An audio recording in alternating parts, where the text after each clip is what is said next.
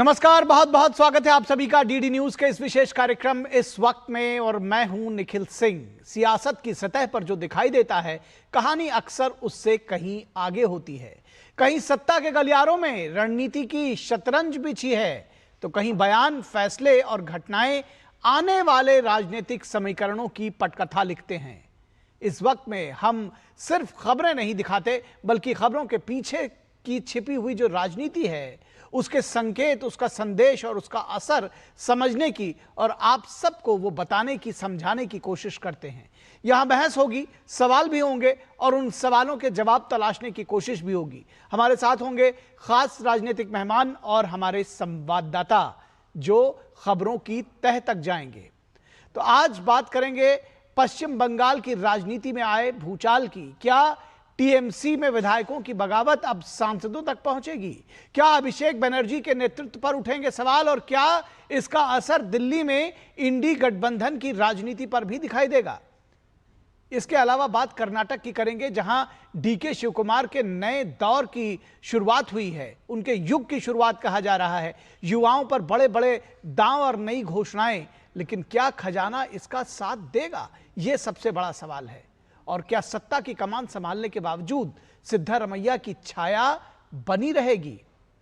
और इसके साथ ही साथ बात पंजाब की होगी, जहां राजनीति में बदलते संकेत बहुत कुछ कह रहे हैं।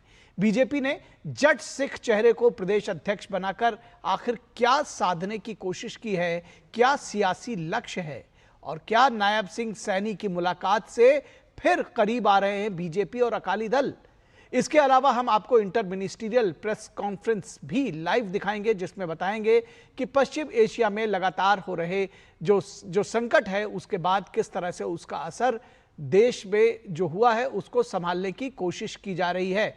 तो ये भी बात करेंगे। होंगे कई अहम सवाल और जवाब, और सबसे बड़ी बात है कि हम इस सवाल का जवाब तलाशेंगे कि क्या जो विधायकों की टूट पश्चिम बंगाल में दिखी है, उसकी आंच सांसदों तक पहुंच सकेगी?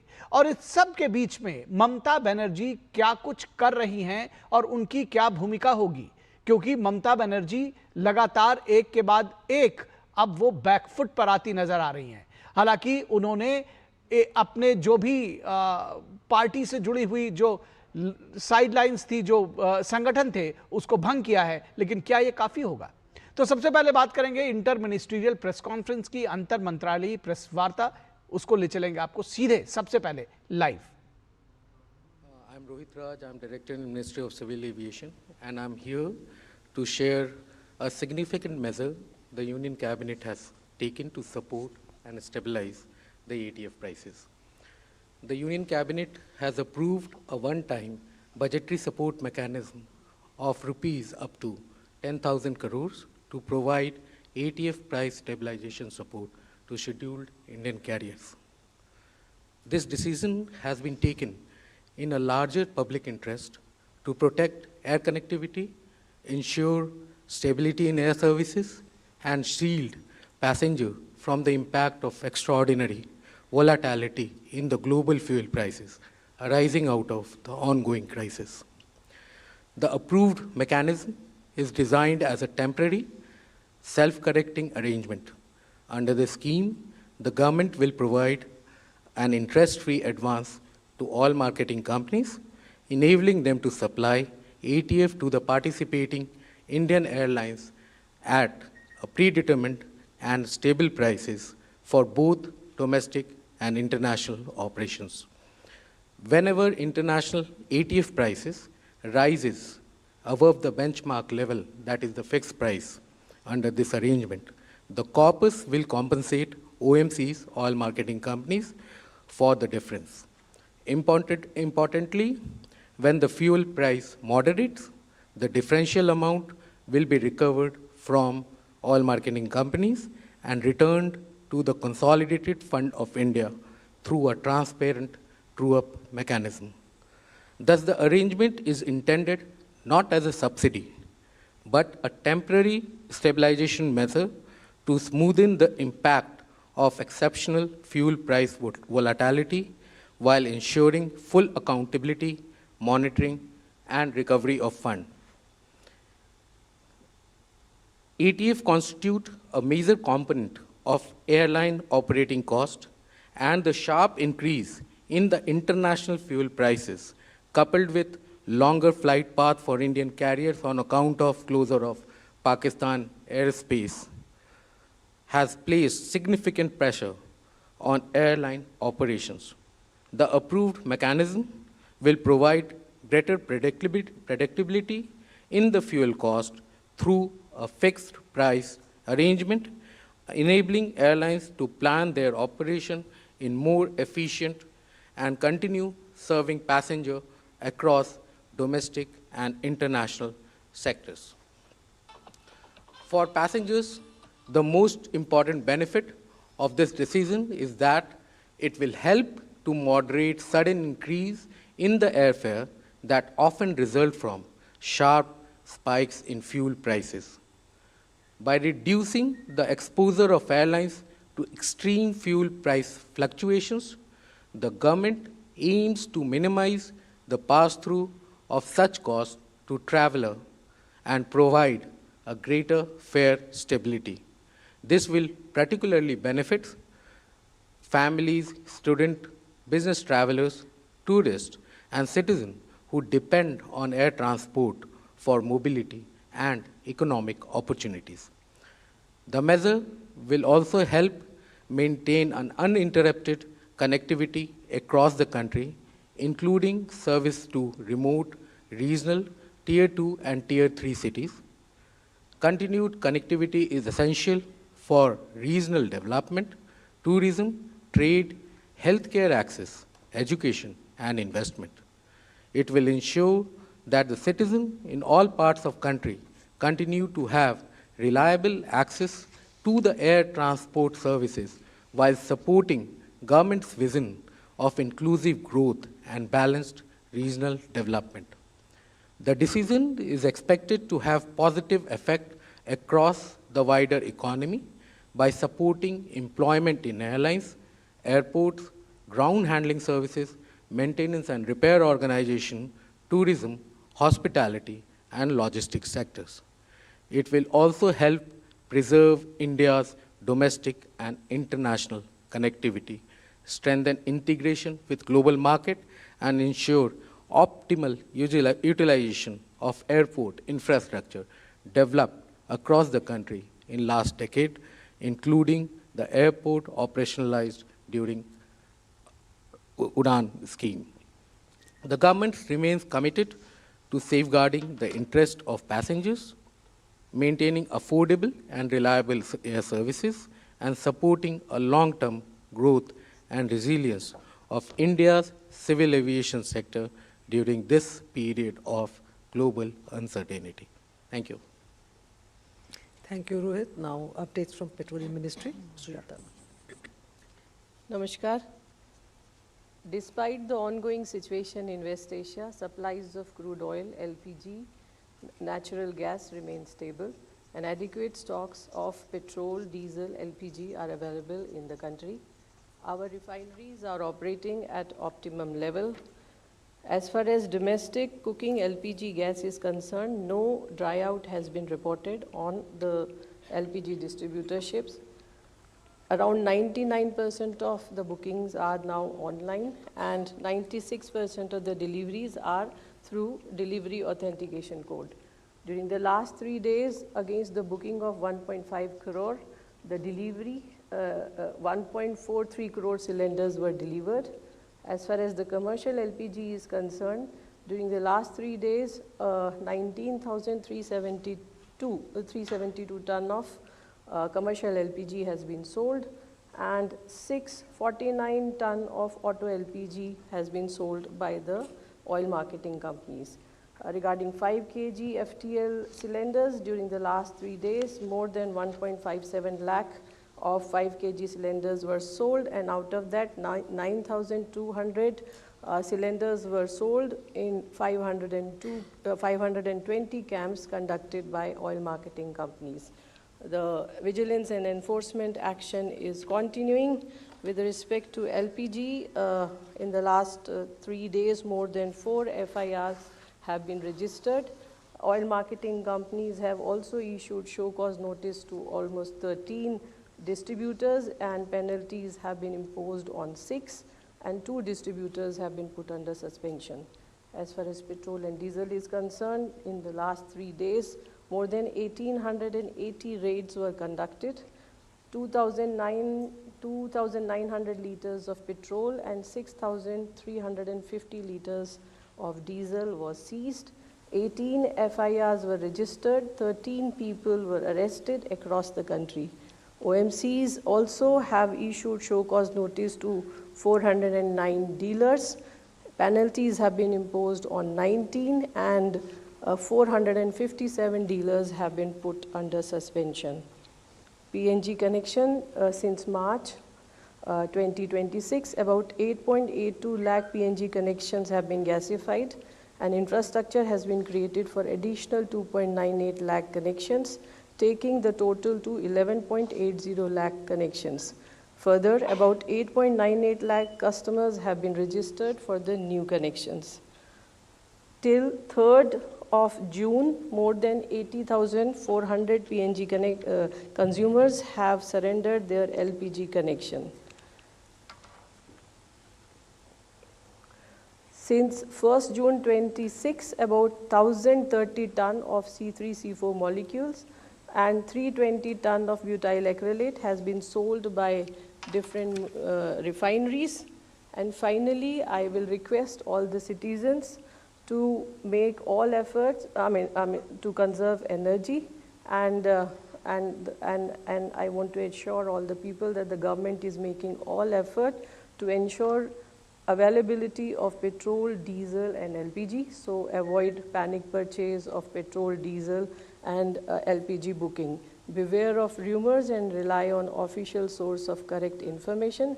Citizens are also requested to use alternate fuels like PNG, induction and electric cooktops. Bulk and industrial consumers are requested to procure diesel from authorized procurement channels. Thank you. Thank you, Sujata. Now we'll take updates from MEA. Asimji. Good afternoon. Ministry of External Affairs continues to closely monitor the developments in the Gulf and West Asia region. Our efforts are focused on ensuring the safety and welfare of the Indian community in the region. We are in constant touch with the state governments and union territories for sharing information and to coordinate our efforts. Our embassies and consulates across the region are on alert and are proactively assisting our community. They are operating round-the-clock helplines to provide timely assistance to Indian nationals. They are also in close touch with the local governments. Advisories are being issued, including information related to local government guidelines, flight and travel situation, consular services, and the various measures being undertaken for the community. Our missions are actively engaged with the resident Indian community. They are regularly interacting with the Indian community associations, organizations, professional groups, and Indian companies to address their concerns. Welfare of the Indian seafarers in the region is of high priority for us. Our missions are extending all assistance to them, including coordination with the local authorities and agencies, extending consular assistance, and assisting for requests to return to India. Status of flights. The overall flight situation continues to improve with additional flights operating from the region to various destinations in India. UAE airspace is open. India and UAE carriers are operating flights from UAE to various destinations in India. Flights are operating from various airports in Saudi Arabia and Oman to different destinations in India. Qatar airspace is partially open. Air India Express, Indigo, and Qatar Airways are operating flights from Qatar to various destinations in India. Kuwait airspace is open. Kuwait Airways and Jazeera Airways continue to operate flights from Kuwait to various destinations in India. Bahrain airspace is open. Air India Express, Indigo, and Gulf Air are operating flights from Bahrain to various destinations in India. Iraq airspace is open and limited flight operations to destinations in the region which can be used for onward travel to India. Iran airspace is partially open. We have advised Indian nationals to avoid traveling to Iran and urge those already there to leave with our embassy's support. So far, our embassy in Tehran has facilitated movement of 2,557 Indian nationals out of Iran through land border routes. Israel airspace is open and limited flight operations have resumed to destinations in the region, which can be used for onward travel to India. A status update on the attack on Kuwait International Airport. Yesterday, in an attack on the Kuwait International Airport, an Indian national unfortunately lost his life. We express our deepest condolences to the family of the deceased. Our mission in Kuwait is in touch with the family and is coordinating closely with the local authorities. His mortal remains are expected to arrive in India tomorrow. 13 Indian nationals have also been injured in the attack and are currently undergoing treatment at various hospitals in Kuwait. Our mission is extending all assistance to the injured and is in close touch with the local authorities. Thank you. Thank you, Asif ji. Now we'll take updates from Shipping Ministry. Over to you, Upesh ji. Thank you, ma'am. Good afternoon, friends. Ministry of Port Shipping Waterways continues to coordinate with Ministry of External Affairs, Indian missions abroad, and maritime stakeholders to ensure seafarer welfare and uninterrupted maritime operations. All Indian seafarers in the region are safe, and no incident involving Indian seafarer on any Indian flag vessel or foreign flag vessel has been reported in past 72 hours. The Directorate General Shipping Control Room has handled more than 11,600 calls and more than 25,800 emails since activation. In the last 72 hours, a total of 444 calls and 1,034 emails have been received from seafarers, their families, and maritime stakeholders. The Ministry, through the Directorate General of Shipping, has facilitated the safe repatriation of more than 3,474 Indian seafarers so far, including 28 in the last 72 hours from various locations across the Gulf region. Port operations across the India remain normal with no congestion reported. Thank you.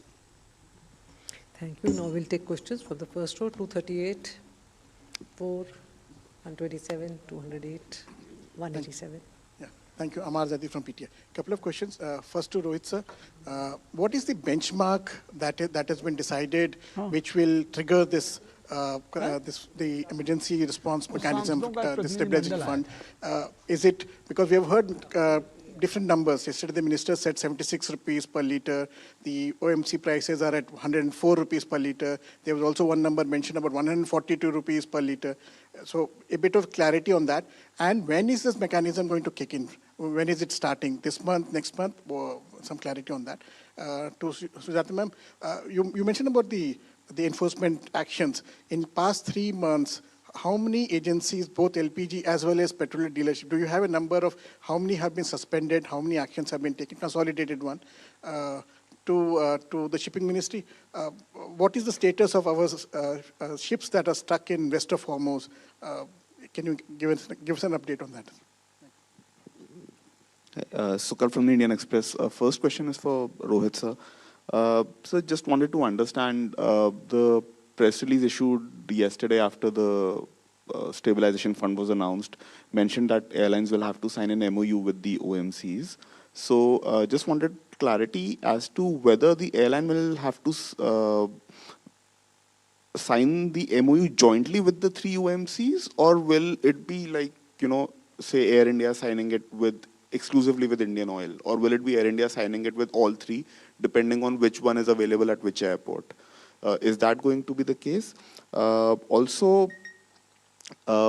because of state taxes, ATF is priced differently at different airports across the country. So this benchmark price, the fixed price that will be a part of this system, I believe it should be exclusive of state taxes, right? Just wanted a clarification on that. And also, since the scheme was announced yesterday and there have been no announcements yet from the airlines or from the OMCs about these MOUs that need to be signed, could you give us a sense as to whether all the Indian domestic carriers have expressed interest in participating in this fund? One question for Sujata ma'am. Ma'am, yesterday the Information and Broadcasting Minister in the cabinet briefing mentioned that this ATF price stabilization fund is going to be a prospective fund, will be implemented prospectively, and does not cover the under recoveries the OMCs have been bearing so far on ATF sales. So just wanted to understand if there is any other mechanism under consideration by the government or being pushed by your ministry to help the OMCs cover their losses on ATF so far. Thank you.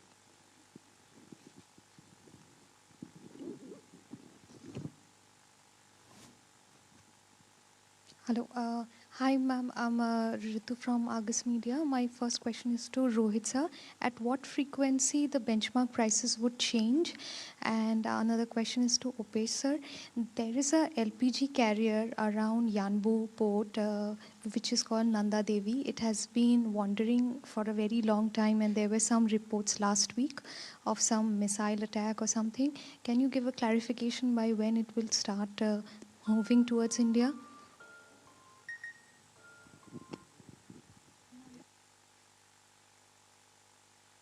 Yeah, first row here. Yeah, hi, Sapna here from CNBC. I want to ask the Ministry of Civil Aviation, basically, what is the timeline for the, over here, sir, what is the timeline for the rollout of this fund? And yesterday we were given to understand by the INB Minister that this is the Economic Stabilization Fund that had been announced by the FM at the budget, 1 lakh crore corpus, the financing is going to happen from there. So, the timeline and the financing part of it. And you also said it's a temporary arrangement. So as a lot of my colleagues have asked, this benchmark price that you have decided. So yesterday we were told that 75.6 bucks a liter of ATF. So is that what it is right now, or this is going to be dynamic depending on how the prices move? Thank you. Hi, sir. Danish Anand from NETV Profit. My question is for Rohit, sir. So we have seen that after the West Asia crisis began, the airlines also started levying fuel surcharge. So after the comfort that the central government is offering to the airlines, will there be any kind of directions in the future from the ministry that they should take the fuel surcharge back? Hi, Sesha from NDTV Profit. Ma'am, my question is to Sujata ma'am. On the LPG side, what is the current under recovery looking like? Also, are there any other measures being taken to kind of reduce the demand supply gap between, if we compare it on a month-on-month basis? Good afternoon, Saptaparna Ghosh from The Hindu. Question to Sujata ma'am. PPAC's provisional data for May indicates that there has been a 19% fall in consumption in May from the previous year. Despite the supply controls and everything, in place, could we get some perspective on, how LPG? If you could get some perspective on that. And also with respect to diesel, ma'am, the growth has been less than 1% from the previous year, some 0.95, 0.98. Considering, there is demand from industries as well, and we are into, the onset of the agricultural season. How would you actually read this growth, which is less than 1%? Is it something, that could be concerning? If you could get some perspective on that. And, a couple of questions to Asim, sir. The other day, Marco Rubio, the Secretary of State of the United States, testifying before the Congress, he made some comments about sanctions, the fact that they would want the waivers, I beg your pardon, the waivers, they would want them to be lifted, as soon as they can potentially. Considering India has already made this stance clear that, this is something that distorts markets. So, how are we reading the Secretary of State's comments on that? And also, sir, about the Venezuelan president is in India right now. So in that realm, are we going to speak to them for expanding, our presence in their market? The fact that, we could tap more into their crude, and also our upstream companies, that is ONGC and Oil India, have had their dividends stuck, in Venezuela for some time. What can we expect on that front, sir? If you could please get some perspective. Thank you. Thank you. I'm Anil Handa. Ma'am.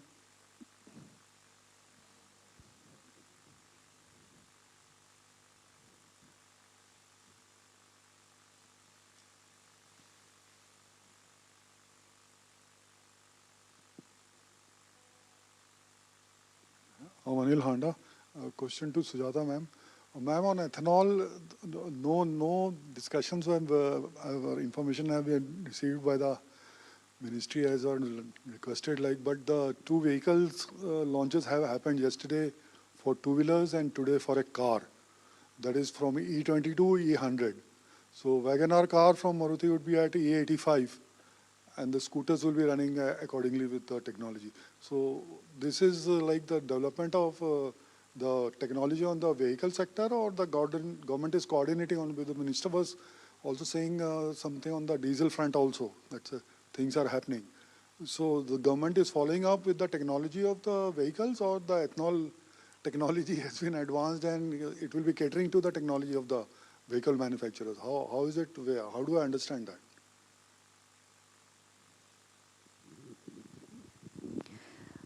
Hi, this is Shalini Sharma from PSU Watch. My first question is for Rohit sir.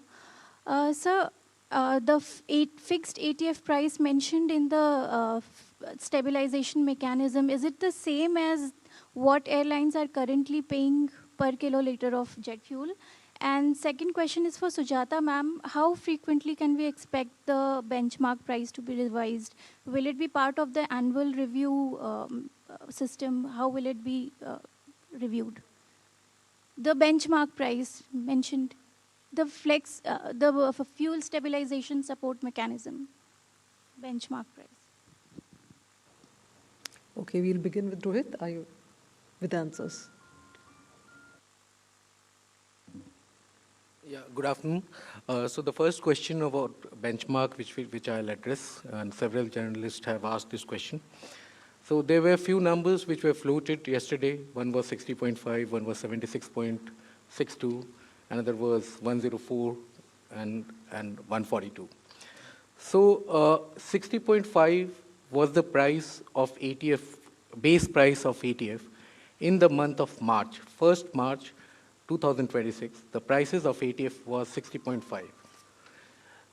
Since all the West Asia crisis happened after 28th of February, the whole April was pretty volatile for the ATF prices. And the ATF prices were increased in April and May.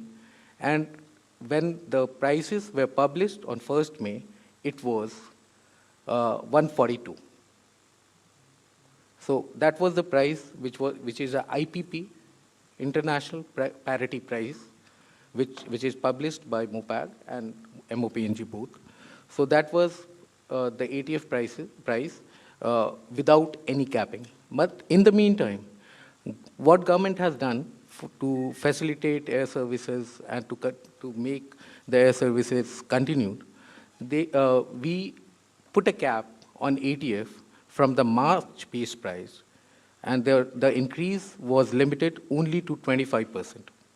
So if you apply 25% to the March base price, which was 60.5, the 76.52, 75.62 figures comes in. And on this, you apply excise and VAT at Delhi. The Delhi selling price at that point of time was 104. So this price of 104 was because of capping. Now, under the new mechanism, the capping won't be prevalent, but we are moving towards a fixed price mechanism. That fixed price mechanism is being fixed at FOB level, where we are excluding certain charges and taxes, particularly VAT, excise, airport charges, and a fixed differential, which is basically domestic freight and insurance and profit margin of OMC. So after that, we arrive at a price under the scheme. For domestic operation, it is fixed at 86.32. And for international operation, it is fixed at 104.49. So for domestic operation, if we take an example of Delhi, for domestic operation, when we add airport charges, fixed differential, it comes to 96.83. And over and above, when we add VAT and central excise, it will be 150. So selling price under this arrangement at Delhi would be rupees 115 per liter, 115. Similarly, for international operation, the FOB price, which is fixed across India, that would be 104.49. Over and above, you have to apply airport charges and fixed differential, and you arrive at 115. And there is no VAT and central excise on international operations of airlines when they procure ATF. So, in essence, if we take Delhi as an example, 115 is the fixed selling price at Delhi for both domestic and international.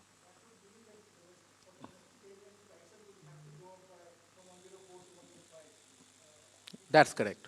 That's correct. So this, I think, clarifies the question regarding the benchmark. The next question which was asked was regarding MOUs, where the query was regarding whether airlines have to do a combined MOU with OMCs or they can do it separately, because at each airport, different OMCs are supplying ATF to them. So this is up to their commercial arrangement. They can do it a combined MOU or separate MOU. So it's a commercial arrangement. Ministry of Civil Aviation will not interfere in that. So that's the choice airline has. That under this scheme, only willing airlines are allowed. If somebody is not willing to avail the scheme, that is also available, means the scheme is optional.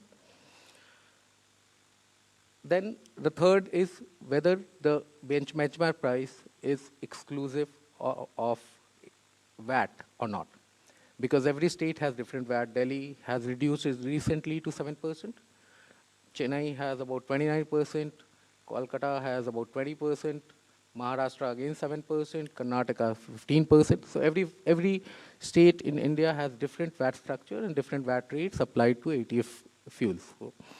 So what we are fixing it at FOB level, as I explained during my explanation of benchmark price, where there is no incidence of VAT and central excise. We are fixing it that level. Then you have to apply central excise and VAT to come to a level which would be available under this scheme. Let's say if we take an example of Mumbai, the prices of ATF under this arrangement, the selling price, would be around 114.5. And if you go to Chennai, because again there the VAT rates are pretty high, it is around 139. 139. So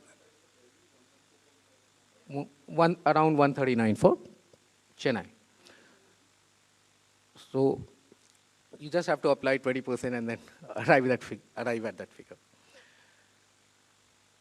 Third, I was asked whether the benchmark price was dynamic or not. So this benchmark price is fixed. As I have conveyed during my opening statement, that this is a temporary one-time arrangement, means there is no possibility of changing of benchmark in future. So as soon as the fund is operationalized, OMCs are reimbursed their losses, and once the prices stabilize, the OMC will pay back the fund to the Consolidated Fund of India. And once truing up happens, this whole scheme will end, and there won't be any extension of this scheme. That's why this whole arrangement is a temporary, one-time measure, and there are no nothing in that scheme which allows us to revise the prices, benchmark prices.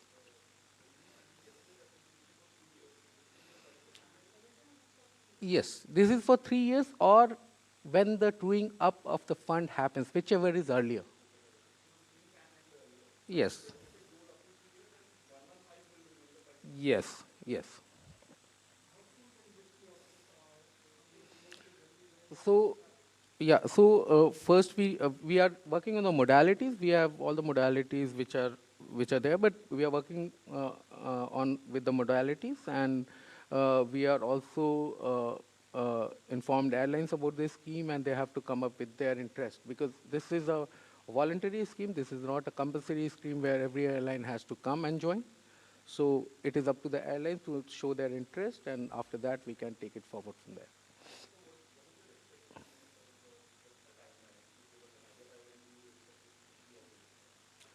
So it would be operational pretty soon. I cannot commit on a timeline right now, but it would be operational very soon, depending upon the willingness of the airlines and willingness of the airlines and OMCs. So.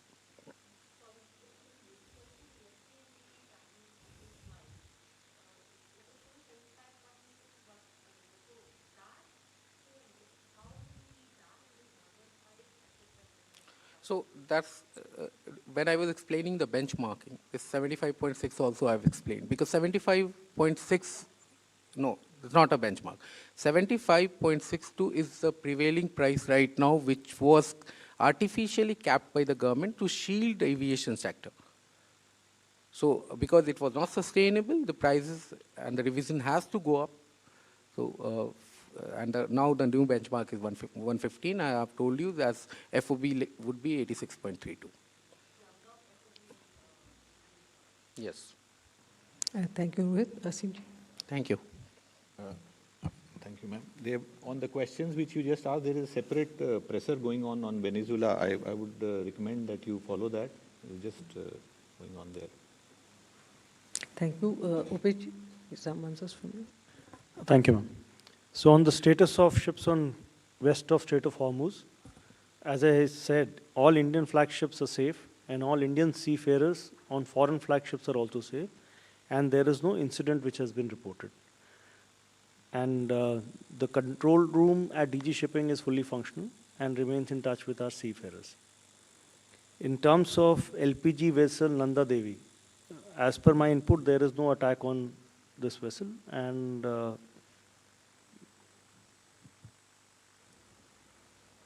So the first one was regarding the LPG and the steps taken to reduce the demand-supply gap. Other one was on the under-recovery.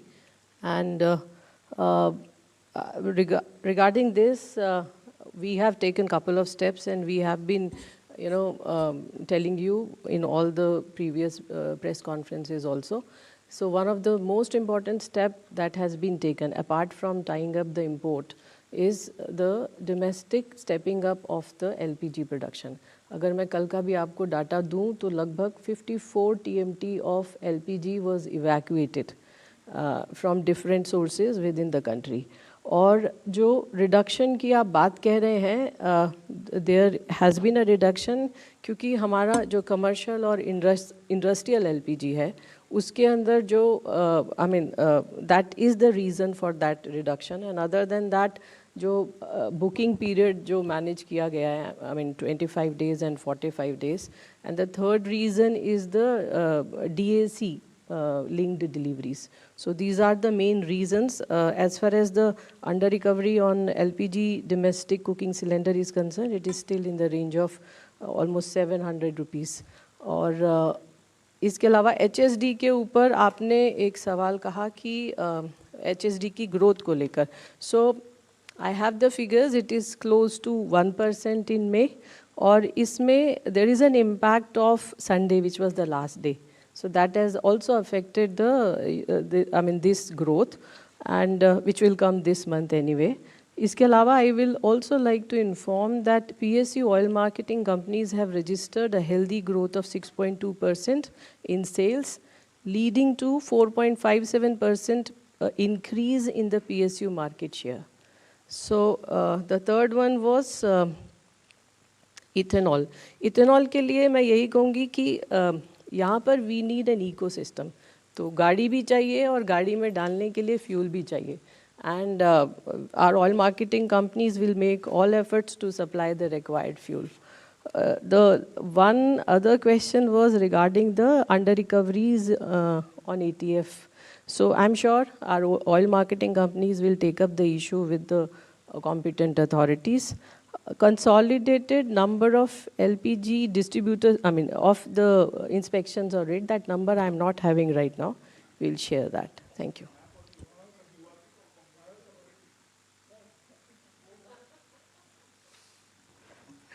All right. Thank you, friends. You have a supplementary? Okay.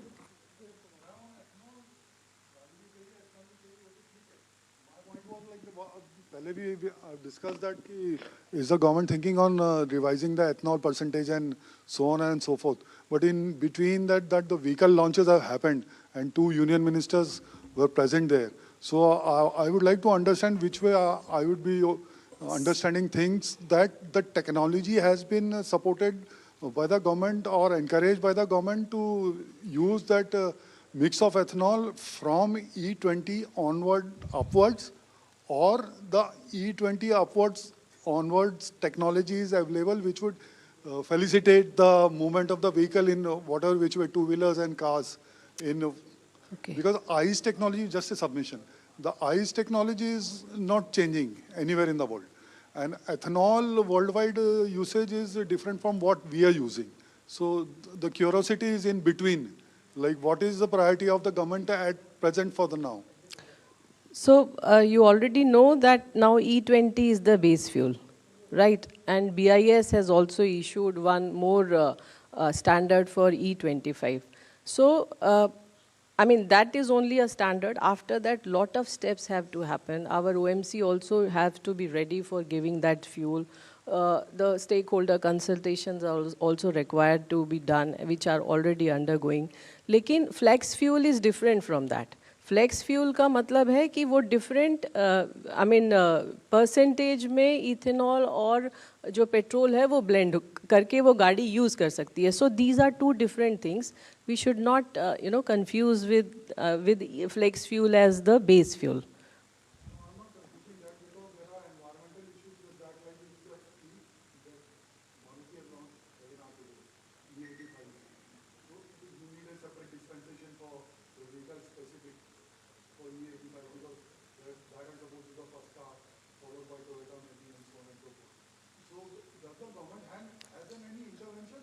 I think that MHI will be the right one to answer this. Thank you. Thank you. Thank you, friends. Thank you, officers. Thank you all. तो आप देख रहे थे inter ministerial press conference, जिसमें पश्चिम Asia संकट के बाद भारत का क्या रुख है, किस तरह से देश में स्थितियों को संभाला गया है, उस विषय में विस्तार से जानकारी दी जा रही थी. ये बताया गया कि ATF मूल्यों में वैश्विक स्तर पर वृद्धि हुई है और उसके बाद भारतीय एयरलाइंस के लिए 10,000 करोड़ रुपए के बजटीय सहायता को मंजूरी दी गई. इस विषय में कल केंद्रीय कैबिनेट ने फैसला लिया था. आज इस विषय में भी बातचीत की गई. तो पश्चिम एशिया संकट के बीच भारत के रुख की विस्तार से जानकारी दी गई. ये भी बताया गया कि किस तरह से भारत में किसी भी तरह से जो फ्यूल है वो सफिशिएंट बना हुआ है, पर्याप्त ईंधन मौजूद है, LPG का पर्याप्त भंडार है, जो सप्लाई है वो पूरी तरह से की जा रही है. इसके साथ ही साथ 99% LPG की जो बुकिंग है वो ऑनलाइन हो रही है. जो स्ट्रेट ऑफ हॉर्मूज का जो क्षेत्र है और जो भारतीय सी फेरर्स हैं, नाविक हैं, वो पूरी तरह से सुरक्षित हैं. ये सारी जानकारी दी गई है. ये भी बताया गया है कि UAE के साथ साथ ओमान और सऊदी अरब से भारत के लिए उड़ानें संचालित हो रही हैं और अब कतर, कुवैत और बहरीन के एयरबेस भी भारत के लिए खुले हुए हैं और भारत से उनके के विभिन्न जगहों पर उड़ानों का संचालन हो रहा है. तो सारे पोर्ट्स जो है वो ऑपरेशन जो उनका वो सामान्य. तो कुल मिलाकर स्थिति सामान्य है और किसी भी तरह के पैनिक की ज़रूरत नहीं है, ये साफ तौर पर बताया गया. तो इस प्रेस कॉन्फ्रेंस के बाद हम रुख करेंगे अपनी पॉलिटिकल खबरों का, जिनका हम विस्तार से विश्लेषण भी करेंगे और उस विषय में आपको जानकारी भी देंगे. बताएंगे किस तरह से पश्चिम बंगाल की जो स्थितियां हैं वो ममता बनर्जी के लिए अब बहुत ज़्यादा उनके लिए स्थिति ठीक नहीं रह गई है. क्या कुछ कर रही ममता बनर्जी, इस पर भी बात करेंगे. बात हम दूसरे राज्यों की भी करेंगे, पंजाब की भी करेंगे, लेकिन यहाँ रुकेंगे एक छोटे से ब्रेक के लिए. कहीं मत जाइएगा, जल्द हाजिर होंगे.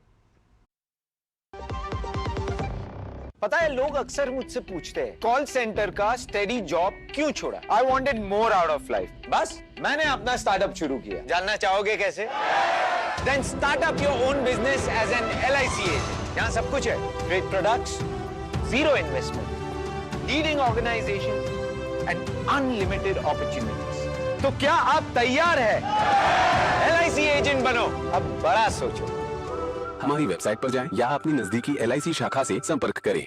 जब धरती चीर कर निकलता है लोहे का पत्थर और मिलता है मोंगिया के जोश से, फिर तपता है, पिघलता है और बनता है फौलाद. अब होता है सरिया सारी खूबियों के साथ। मोंगिया स्टील, मजबूत देश का मजबूत सरिया।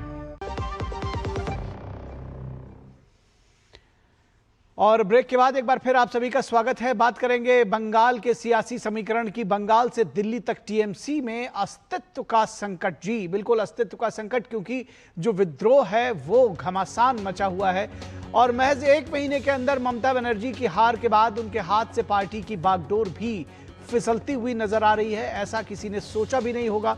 शायद टीएमसी की बड़ी भूल ये थी कि वो ये समझ नहीं पाई कि जो जनता आपको अर्श से फर्श पर बैठा सकती है, वही आपको फर्श पर भी ले जा सकती है। आज ममता बनर्जी की टीएमसी पूरी तरह से बिखर गई है। पार्टी से निकाले गए विधायक ऋतव्रत बनर्जी समेत 58 बागी नेताओं को विधानसभा स्पीकर ने मान्यता दे दी है। स्पीकर ने ऋतव्रत बनर्जी को नेता प्रतिपक्ष की मान्यता भी प्रदान कर दी है। ऋतव्रत बनर्जी के नेतृत्व में 60 विधायकों ने स्पीकर रविंद्रनाथ बोस से मुलाकात कर उनसे कहा था कि वे टीएमसी का असली गुट हैं और उन्हें नेता प्रतिपक्ष की मान्यता दी जाए। उनका दावा है कि वही असली टीएमसी है। उधर ममता बनर्जी ने टीएमसी की सभी इकाइयों को भंग कर दिया है। इन घटनाक्रमों के बावजूद ममता बनर्जी ने कोई आधिकारिक प्रतिक्रिया नहीं दी है। कहा जा रहा है कि वे कानूनी पहलुओं पर विचार कर रही हैं और जल्द ही असली टीएमसी को लेकर अदालत का रुख कर सकती हैं। उधर राज्य विधानसभा में विपक्षी दल के डिप्टी लीडर संदीपन साहा के घर के सामने लोगों ने आज प्रदर्शन भी किया। स्थानीय लोगों का आरोप है कि संदीपन साहा और स्वर्ण कमल ने कई इलाकों में फ्लैट्स और मकानों को कब्जा कर लिया और कब्जा कर उनका किराया नहीं दिया। उन पर जबरन वसूली करने और झूठे वादे करके लोगों से पैसे हड़पने के आरोप भी लगाए गए हैं। क्षेत्रवासियों का दावा है कि दोनों नेताओं के खिलाफ लंबे समय से कई शिकायतें हैं। कथित अत्याचार और अनियमितताओं से नाराज लोगों ने विरोध प्रदर्शन का आखिर में फैसला किया। बंगाल में खुद को अजेय मानने वाली ममता बनर्जी की पार्टी इतनी जल्दी बिखरने लगेगी, इसका आभास लोगों को उनके प्रदर्शन से ही हो गया था। और तो कुल मिलाकर किस तरह से बिखर रही है ममता बनर्जी की पार्टी, ये आप देख सकते हैं। औरों को तो छोड़िए, 41 सांसदों और 80 विधायकों वाली पार्टी टीएमसी के नेता ममता बनर्जी जब सड़क पर उतरी तो अधिकांश सांसद और विधायक नदारद थे। ऐसी बेचारगी की कल्पना ममता बनर्जी ने खुद कभी नहीं की होगी। जिन्हें उन्होंने सांसद बनाया, नेता बनाया, वे आज उनके साथ खड़े होने के लिए भी तैयार नहीं थे। कल तक जो टीएमसी के स्टार प्रवक्ता और सांसद ममता बनर्जी के समर्थन में कसीदे गढ़ रहे थे, आज उनका एक ट्वीट तक नहीं आया ममता बनर्जी के समर्थन में। बड़ा सवाल यह है कि क्या पश्चिम बंगाल की सियासत का असर दिल्ली में भी दिखेगा? लोकसभा में टीएमसी के 29 सांसद हैं। ममता बनर्जी के भतीजे अभिषेक बनर्जी संसदीय दल के नेता हैं। सवाल यह है कि जिस अभिषेक बनर्जी के खिलाफ पार्टी के विधायकों ने बगावत की है, क्या वही अभिषेक संसद में टीएमसी के नेता बने रहेंगे? अगर ऐसा नहीं होता है तो फिर इंडी गठबंधन की प्रस्तावित बैठक का आखिर क्या होगा? तो बीजेपी नेता और बंगाल सरकार में मंत्री दिलीप घोष का कहना है कि टीएमसी खत्म हो रही है और पार्टी का यही भविष्य था। पार्टी खत्म हो रही है, ये पार्टी का तो यही भविष्य था और भी होने वाला है। ये तृणमूल नाम का ही डिमोलाइज होना चाहिए, इस पर भी बुलडोजर चलना चाहिए। ये नाम ही बंगाल को बहुत बर्बाद किया 15 साल तक। लोग उसको सुनना देखना नहीं चाहते। तो वहीं विधानसभा में नेता प्रतिपक्ष ऋतव्रत बनर्जी ने बताया कि 2/3 सदस्य टीएमसी के जो हैं पार्टी के, वो उनके साथ हैं। The speaker has accepted that. So the point is that 2/3 of the members, 80 members were elected by in Trinamool Congress symbol. 2/3 of them, more than 2/3 of them, has given our claim, and the claim has been accepted. और TMC नेता कुणाल घोष का कहना है कि ममता बनर्जी की party ने ही ऋतव्रत बनर्जी को बड़ा कर दिया है। एक बार सीपीएम से लात खाया है, दूसरे बार तृणमूल से लात खाया है। एक एक्सपेल्ड एमएलए को वो बार बार उसको इतना पार्टी चेंज करने का जरूरत क्यों होता है? उसका क्या क्रेडिबिलिटी है? ममता बनर्जी को वो क्या कह रहे हैं? ममता बनर्जी का पार्टी तो उसको एक्सपेल कर दिया है, तो एक्सपेल्ड एमएलए है।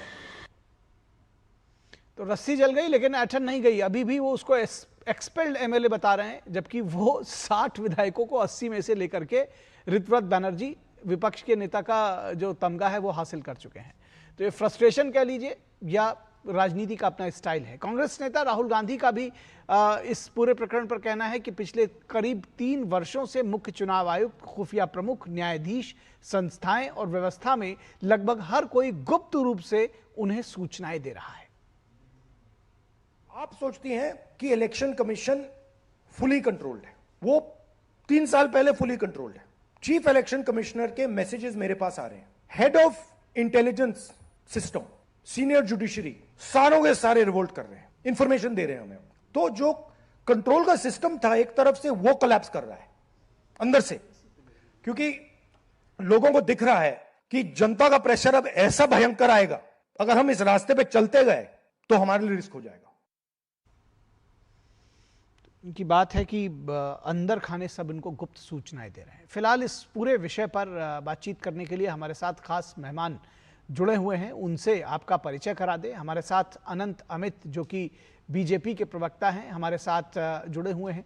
अनंत अमित जी, स्वागत है आपका। हमारे साथ थोड़ी देर में टीएमसी की तरफ से भी एक पॉलिटिकल एनालिस्ट है जो टीएमसी के समर्थक जाने जाते हैं, वो हमारे साथ जुड़ेंगे। विनोद मिश्रा हमारे कंसल्टिंग एडिटर हमारे साथ जुड़े हैं। विनोद जी स्वागत है। और सौरभ दत्ता हमारे संवाददाता इस समय जुड़े हुए हैं कोलकाता से। सौरभ, सबसे पहले आपके पास क्या ताज़ा अपडेट्स आप हमको देंगे? ममता बनर्जी की तरफ से क्या कुछ हो रहा है? क्या अदालत जाने की कोई तैयारी कर रही हैं? उनकी तरफ से कोई अपडेट्स आए हैं इस पूरे प्रकरण पर, इस पूरे घटनाक्रम पर?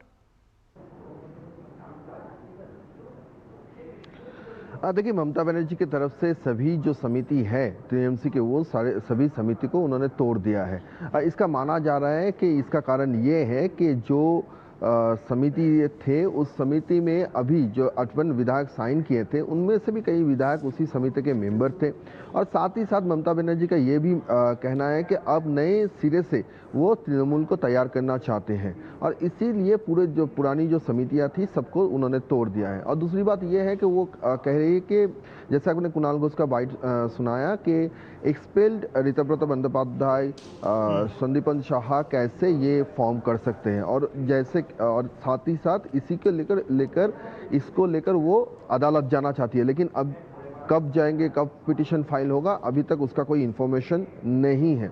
हर दिन शाम 4 बजे ममता बनर्जी कालीघाट में अब बैठ रही है, तो उसके बाद शाम को कुछ डेवलपमेंट हो सकता है। और अभी विधानसभा में, जहां पर हम खड़े हैं राज्य विधानसभा में, वहां पर जो 58 विधायक कल साइन किए थे वो आज फिर यहां पर आए हैं। उनका एक बैठक चल रहा है, उस बैठक से आगे क्या हो रहा है, क्योंकि कल उन्होंने कहा था कि उनका जो डिसीजन है कि वो अपना परिषदीय दल के नेता विपक्ष के हिसाब से ऋतव्रत बंदोपाध्याय को चुन रहे हैं, और डेप्यूटी लीडर के हिसाब से संदीपन शाह, साबिना यास्मीन, शिवली शाह और जावेद खान को चुन रहे हैं, और चीफ व्हिप के हिसाब से अखरुज्जमान को चुन रहे हैं। ये लेटर उन्होंने ममता बनर्जी को भेजा है। उसका जवाब में क्या आता है, क्योंकि कल तो उन्होंने ममता बनर्जी को कहा था कि उनका अर्जी यही थे कि वो अब भी चाहते हैं कि ममता बनर्जी उनका एडवाइज़र हो।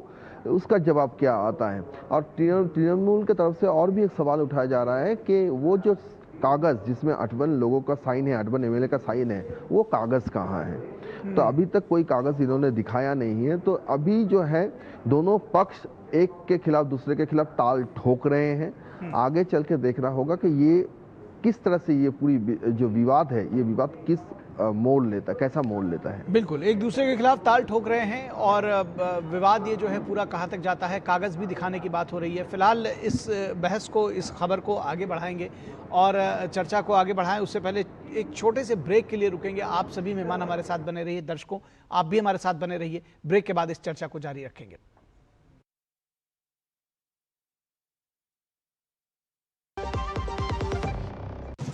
ओ हरि भैया, अरे वाह, खेतों में कौन सी फसल लगाए हो? 12 महीने कमा कर दे ऐसी फसल। क्या? मैंने नया व्यवसाय शुरू किया है। उसके लिए पैसे? इसमें किसी निवेश की जरूरत ही नहीं। अच्छा मुखिया जी। अरे मुखिया जी नमस्ते। अरे हरी, कब आ रहे हो? आप बस चलिए, मैं पहुंचता हूं। अब मैं LIC एजेंट हूं। LIC एजेंट बनो, अब बड़ा सोचो। हमारी वेबसाइट पर जाएं या अपनी नजदीकी LIC शाखा से संपर्क करें। जब धरती चीर कर निकलता है लोहे का पत्थर और मिलता है मोंगिया के जोश से, फिर तपता है, पिघलता है और बनता है फौलाद।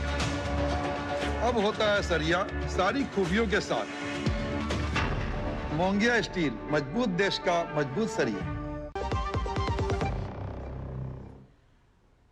ब्रेक के बाद एक बार फिर आप सभी का स्वागत है। और पश्चिम बंगाल के जो टीएमसी में घमासान मचा हुआ है उसको लेकर के हम इस चर्चा को कर रहे हैं। हमारे साथ खास मेहमान जुड़े हुए हैं, चर्चा को आगे बढ़ाएंगे। विनोद मिश्रा जी हमारे कंसल्टिंग एडिटर हैं, विनोद मिश्रा जी के पास जाएंगे। विनोद मिश्रा जी, अभी हमने आपको एक बाइट सुनवाई थी राहुल गांधी की। राहुल गांधी ये कह रहे हैं कि चाहे वो पिछले 3 वर्षों से जो मुख्य चुनाव आयुक्त हैं, उनका जो कार्यालय है वहाँ से खुफिया प्रमुख हैं, न्यायाधीश हों या जो दूसरी संस्थाओं हों, हर जगह से उनको गुप्त सूचनाएं मिल रही हैं। तो ये गुप्त सूचनाएं उनको मिल रही हैं लेकिन वो जीत हासिल नहीं कर पा रहे हैं। ये किस तरह की गुप्त सूचनाएं, क्या कुछ कहना चाह रहे हैं वो? निखिल, हम सीधे अगर इस बात को समझें तो ये गांधी परिवार का अहंकार बोल रहा है। और परिवार का अहंकार आप देखिए कि राहुल गांधी ये बात पहली बार आज नहीं बोले हैं, कई बार वो बोल चुके हैं कि सरकार तुम्हारी, सिस्टम हमारा।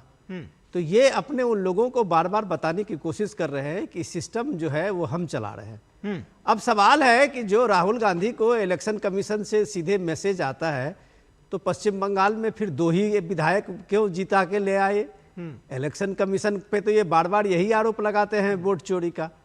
सवाल ये है कि आप ये देखिए कि लेवल क्या है पॉलिटिक्स का, किस हद तक आप पॉलिटिक्स के लेवल को आप गिरा रहे हैं कि आप इस देश में जिस तरह की बातें कर रहे हैं और जिस तरह की एक प्रैक्टिस लाना चाहते हैं, तो क्या आपको जुडिशरी से भी आपको कुछ जजेज मैसेज करता है? आपको इंटेलिजेंस जो चीफ है वो आपको सुबह सुबह मैसेज करता है? तो आप जो बताना चाहते हैं लोगों को, तो ये सीधे सीधी बात है कि लोग इसमें आपकी अपनी खुद की अहमियत कमजोर होती है। आप एलओपी हैं, उसकी एक मर्यादा होती है। आप इस सरकार के पॉइंट गिना रहे हैं कि खिलाफ में रिवोल्ट हो रहा है। इस पॉइंट से आपको क्या आप साबित कर पाएंगे? आज इस देश में पंडित नेहरू के बाद सबसे लंबे समय तक प्राइम मिनिस्टर करने वाले प्राइम मिनिस्टर मोदी हो रहे हैं। भारत के इतिहास में ये पहली घटना हो रही है कि कम से कम ये बात राहुल गांधी अपने उस चीजों से समझें, अपने परिवार के रिकॉर्ड से, कि नेहरू जी का जो टेन्योर है प्राइम मिनिस्टरशिप का, उसको मोदी जी पार करने जा रहे हैं 10 जून को। ये सौभाग्य जब इंडिया को मिला है एक मजबूत और सशक्त लीडर के बारे को लेके, तब इन 10 वर्षों में 12 वर्षों में जो लोगों ने देखा है बदलते भारत को, क्या इसको राहुल गांधी इस जुमलों से और इन बेहुआत बातों से इसको खारिज करा सकते हैं? इंपॉर्टेंट चीज है कि वो अपनी मर्यादा, विपक्ष एलओपी की जो उनकी अपनी एक मर्यादा होती है, उस सारी चीज़ों को भूल रहे हैं। मैं तो बस उनकी बाइट से इतना ही कहूँगा कि सारे लोग निराश हुए होंगे। ठीक है, सारे लोग निराश हुए होंगे। एक बार फिर से टीएमसी की बात करते हैं। हमारे साथ बीजेपी के प्रवक्ता अनंत अमित जुड़े हुए हैं। अनंत जी, एक चीज़ ये समझना चाहेंगे भाई कि जिसको कहा जा रहा है कि ये ममता बनर्जी और अभिषेक बनर्जी के अपने कर्मों का फल है जो ये फॉल आउट हुआ है, लेकिन आप लोग आखिर किस गुट को समर्थन दे रहे हैं या किसको असली मानते हैं? क्योंकि चुनौती तो अब आपके लिए भी है। देखिए, पश्चिम बंगाल में हमें 2/3 बहुमत मिला हुआ है और हमें इसकी कोई आवश्यकता नहीं। लेकिन बार बार वो कहते हैं ना, कुंडी ना खटखटाओ राजा, हम तो कह रहे हैं भैया हमें तो जरूरत ही नहीं है, लेकिन वो कह रहे हैं हमारी कुंडी खटखटा, हमें तो जरूरत नहीं है। और दूसरी बात, बार बार ममता दीदी जो पिछले 19 से लेके आज तक में खेला होवे का जो बात कह रही थी, वो निश्चित तौर पे खेला हो गया। और आजाद भारत में ये पहली ऐसी पार्टी है, आज 4 तारीख है और 4 मई को पश्चिम बंगाल के विधानसभा का परिणाम आता है और 4 जून तक पूरी पार्टी खत्म हो जाती है। और जिसने 98 से लेकर 98 में पार्टी बनी और 2011 से लेके 2026 तक 15 साल के शासन में ममता दीदी ने निश्चित तौर पे भारत के राजनीति के तमाम नेताओं को ये ममता बनर्जी से जानने की जरूरत है कि पार्टी कैसे खत्म होती है, पार्टी कैसे किन कारणों से खत्म होती है, ये भी जानने की जरूरत है। तो हम तो यही कहें ना, रामचरितमानस में कहते हैं ना, रहा ना कोई कुल रोवन हारा, वही स्थिति आज ममता जी की होगी। और एक बात मैं बताना चाहता हूं, आज पश्चिम बंगाल में हमारी सरकार 10 तारीख को उतरी है और आज तक में अभी आज सुबह से 9 जगह पे एनआईए का छापा पड़ रहा है। और छापा किसके यहां पड़ रहा है? शौकत मौला के यहाँ। लोगों को यह पता होना चाहिए, मैं आपके माध्यम से देश की जनता और पश्चिम बंगाल की जनता को बताना चाहता हूं कि लोग जहांगीर और शाहजहां शेख की बात कर रहे थे, लेकिन एक शौकत मौला भी ऐसा था जिसको बमबाज कहा जाता था और पूर्व विधायक है भांगर का। आज उसके यहाँ और उसके बंगले, जब तस्वीरें हम उसकी देख रहे थे आज सुबह से, एनआईए के 8 जगह रेड पड़ रहे, तो लग रहा था कि पश्चिम बंगाल निश्चित तौर पे कैसे करा रहा था। ये लोग कह रहे थे कि पश्चिम बंगाल बर्बाद हो रहा है, किस तरीके से सनातन बर्बाद हो रहा है, किस तरीके से वहां पे लोग मारे जा रहे थे। ये आज प्रमाण जिस तरीके से एनआईए के रेड के बाद ये पता चल रहा है, तो निश्चित तौर पर यह बता रहा है कि पश्चिम बंगाल की जनता किस तरीके से करा रही थी। और आज जिस तरीके से पश्चिम बंगाल में जो घटनाएं घट रही हैं और जिस तरीके से निश्चित तौर पे आज सुबह ये जानकारी मिली कि ममता दीदी 9 लोग का फोन नॉट रीचेबल है, तो कहीं ना कहीं ममता दीदी की जो क्रियाकलाप थे उनके वजह से होगा ना। आज ममता दीदी के पास कौन बचे हैं? मदन मित्रा बचे हैं, डोला सेन बची है, कुणाल घोष बचे हैं, कल्याण बनर्जी बचे हैं, अभिषेक बनर्जी बचे हैं, बस ममता। ये 6 लोग ही मिलके जो बैठकें कर रही है और उसके अलावा 7वां उनके पास नेता भी नहीं है। और जिस तरीके से विधानसभा के स्पीकर ने वहां पे विपक्ष के रूप में ऋत्विक बनर्जी को चार्ज दे दिया, तो निश्चित तौर पे असली टीएमसी तो वही हो गई। हम लोग परसों चर्चा कर रहे थे, मिश्रा साहब भी साथ में थे, तो पूछा पत्रकारों ने पूछा ऋत्विक चतुर्वेदी बनर्जी से कि साहब आप तो टीएमसी से निकाले गए। बोले नहीं नहीं, हम तो टीएमसी से कहां निकाले गए, हम ही तो टीएमसी में। यह साबित हो गया कि असली टीएमसी जो है यही है। और जिस तरीके से ममता दीदी ने विगत 15 वर्षों के कुशासन में जो पश्चिम बंगाल की जनता को भय दिखाया था, और हमारे माननीय मोदी जी ने जो कहा भय से भरोसा की बात की, उस भरोसा के तहत आज पश्चिम बंगाल की जनता ये तय कर चुकी है कि ममता दीदी की विदाई निश्चित तौर पे तय है। जी ठीक है, ठीक है। हमारे साथ राम प्रकाश पांडे जो कि पॉलिटिकल एनालिस्ट हैं और टीएमसी के विचारों के समर्थक माने जाते हैं, टीएमसी के समर्थक माने जाते हैं, तो टीएमसी का पक्ष रखेंगे। पांडे जी, बहुत स्वागत है आपका। सबसे पहले तो यही सवाल आपका कि असली टीएमसी कौन है, ये ऋत्विक बनर्जी वाली या ममता बनर्जी की? आप किसके साथ हैं ये भी बताइएगा। जी, हम ममता बनर्जी के अनुगामी हैं और हम ममता बनर्जी के साथ ही रहेंगे, मरते दम तक रहेंगे। और जिस पार्टी को जन्म देने वाली ममता बनर्जी है, वो सब भारतवर्ष के हर आदमी जानते हैं कि कांग्रेस से निकल के उन्होंने तृणमूल कांग्रेस को जन्म दिया था। तो असली तृणमूल कांग्रेस हमारे हिसाब से तो ममता बनर्जी की तृणमूल कांग्रेस है। बनर्जी वामपंथी थे, कोई एक केस में फंसे थे जिसके कारण वहां से उनको सीपीएम वालों ने निकाला था, तो वो राज्यसभा के सांसद थे उस समय, तृणमूल कांग्रेस की दुआई लिए, तो उस समय यहां से ममता बनर्जी ने उनका मान के आशीर्वाद दे दिया था। और फिर अभी वो राज्यसभा का उनका कार्यकाल खत्म हुआ, तो उनको इस बार की टिकट मिल गई 26 में, जीत गए हैं ममता बनर्जी के आशीर्वाद से, ममता बनर्जी के सिंबल से। तो अब नई करके, लेकिन जीते तो वो 80 के 80 थे ममता बनर्जी के आशीर्वाद से, 60 अलग हो गए, तो फिर अब पार्टी आपकी कैसे रही भाई? कम से कम विधानसभा में तो आप अलग थलग पड़ गए, और खास तौर पर अब ये तो उठ रहा है सवाल, ये भी हो रहा है कि आपके जो सांसद हैं वही ममता बनर्जी का फोन नहीं उठा रहे हैं। इंडी गठबंधन की बैठक का क्या होगा, सांसद किधर जाएंगे, बड़े सारे सवाल हैं। देखिए, ऑपरेशन लोटस बड़ा अच्छा है। वो जानते हैं कि ममता बनर्जी का प्रखर नेता है, जमीनी स्तर से जुड़ी हुई नेता है, वो अगर आएगी, आगे चढ़ेगी, तो हार मानने वाली नहीं है। 80 में से 60 विधायक आपके चले गए और ऑपरेशन लोटस पे अभी भी आप जिम्मेदार ठहरा रहे हैं। आपके न्यूज चैनल में अभी देख रहा हूं कि संदीपन जी की प्रॉपर्टी जो है वीरामनी, वो बचाने के लिए कि कहीं भाड़ा नहीं दिए, क्या नहीं दिए, तो उसको तो वो संरक्षण लिए हैं शुभेंदु जी का कि भाई बचा लेना, मैं तृणमूल कांग्रेस के विधायकों को तोड़ने के लिए तुम जो बोलते हो इनका प्रकट करूंगा, क्योंकि इनके पास तो है नहीं भैया, हर शक्ति के अभी इन्हीं के पास में है। किसी के पास घर में सीबीआई भेज देंगे, किसी को गांजे केस में फंसा देंगे, किसी कुछ, इस तरह की धमकियां इनकी चल रही हैं आए दिन तृणमूल कांग्रेस के आम। तो आपको लग रहा है कि आपके अधिकांश लोग जो है कहीं ना कहीं फंसे हुए हैं 80 में से, तो वो सबको तोड़ के ले जाएंगे? मतलब स्वतः स्फूर्त नहीं है, ये जनता का निर्णय नहीं है, आप अभी भी मान रहे हैं? जिनको एक्सपेल किया है हमारे दल ने, दो, संदीपन जी और ऋतुव्रत जी, दोनों ही एक अच्छे केस में फंसे हुए हैं। इनका बैकग्राउंड जाके देखिए। तो उनके साथ 58 लोग और जुड़ गए, उनके सिर पर हाथ दिए हैं, वही कर उनको बैठा कर हैं। तो देखिए, बात की है कि ऋतुव्रत जी बाकी विधायकों को कह रहे हैं कि ये कहिएगा कि हमारी नेत्री ममता बनर्जी है, वो हमारा मार्गदर्शन करे, किंतु उनकी बात नहीं मानेंगे। पता नहीं ये कौन सा तृणमूल कांग्रेस है। तो ये जो सिखाया जा रहा है पीछे से, तो वो सिखाने में कितने देर हो को सामने आ जाएगा जनता के। और पश्चिम बंगाल ठीक है, की जनता ऑन ग्राउंड आपकी बात। ममता सौरभ दत्ता सामने। के पास चलेंगे।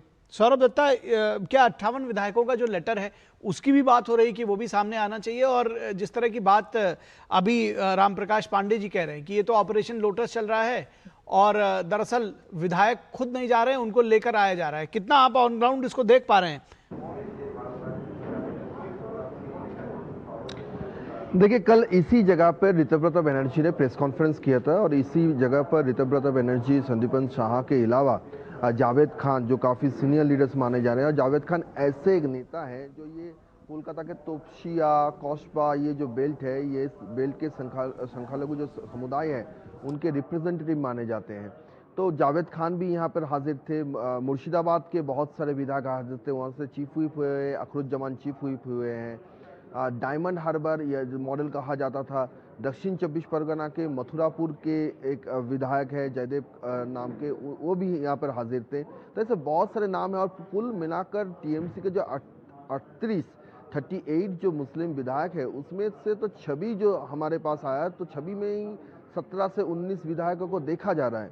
अगर मैं तर्क के खातिर ये मान भी लूँ कि सबके खिलाफ केस है, सब बचने के लिए ये इसलिए वो ममता बनर्जी की जो निर्देश है उनको नहीं मानकर ऋतुव्रता बनर्जी को लीडर ऑफ ऑपोजिशन बना रहे हैं।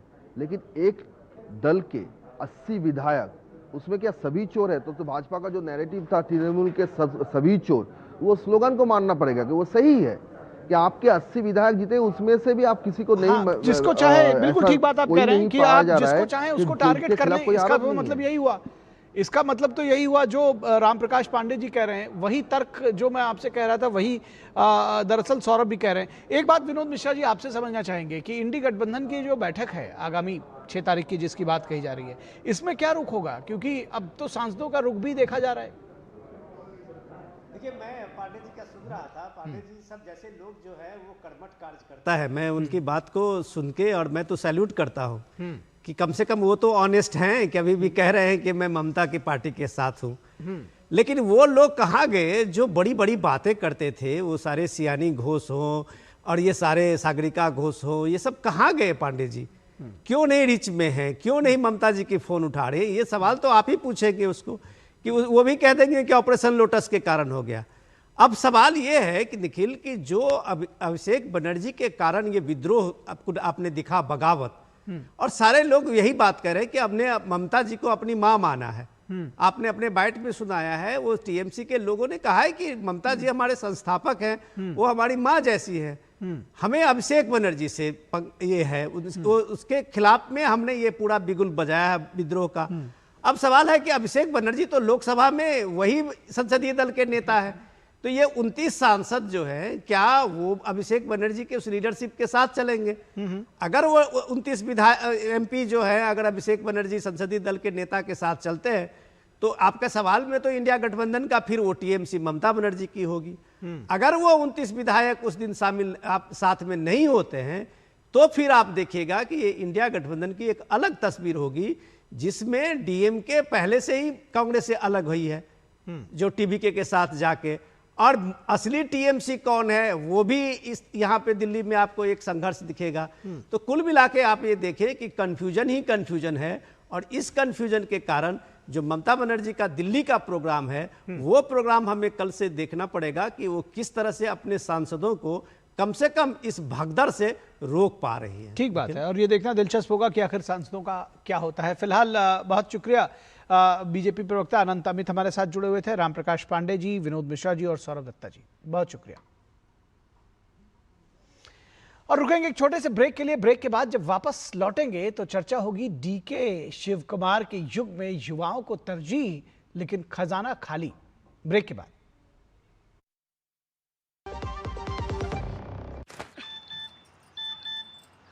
हो गया इंतजाम। किसका? गुड्डी की फीस का। दिखा। 20,000 का लोन तुरंत। पता है कौन दे रहा है, ब्याज कितना है? लोन विनियमित संस्थानों से ही लें और कर्ज उतना जितनी जरूरत, वो भी जांच कर। हो गया इंतजाम। पगार एडवांस में भेजिए। आरबीआई कहता है, सही वित्तीय बर्ताव करे आपका बचाव। मेरी पसंद, मेरी पसंद, मेरी पसंद, मेरी पसंद, हमारी पसंद, हम सबकी पसंद। मजबूत देश का मजबूत सरिया मोंगिया स्टील।